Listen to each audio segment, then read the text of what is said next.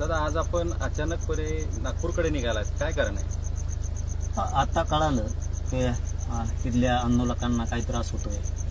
शेतकरी सगळा नागपूरला बसलाय जाऊन, आणि ज्यावेळेस अटीतटीची वेळ असते त्यावेळेस आपण आपल्या शेतकरी मायबापांसाठी सगळ्यांनी सहकार्य केलं पाहिजे. तिथली परिस्थिती कशी झाली नागपूरची, काय झाली, तिथं गोरगरीब दिव्यांग अपंग बांधव बसली आहे, तिथं शेतकरी वर्ग बसलाय सगळा, आणि तिथं त्यांना खूप आता अटीतटीची वेळ आहे असं म्हणायला हरकत नाही.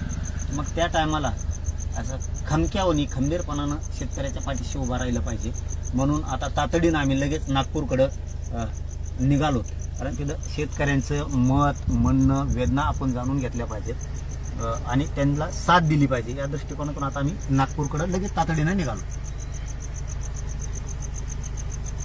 कॉर्नरवर एक डिझेल घेतो गाडी जाऊ दादा, काय गरज नाही.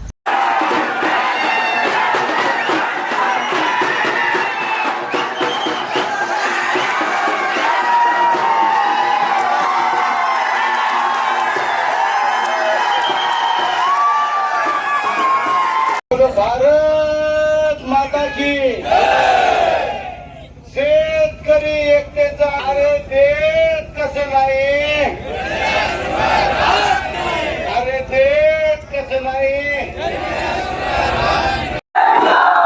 बढिया बढिया, धन्यवाद.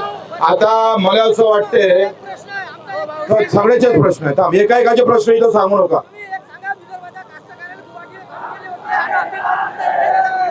काय हमी भाव भेटल्याशिवाय वापस जायचं नाही बोललोय.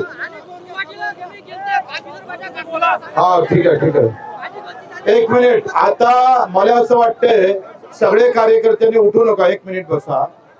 आता तुम्ही झोपा. आपल्या ट्रॅक्टर इथं आले आहे का? त्याच्यात सामान आहे का नाही तुमचं? आता जेवण या पाटील सोबत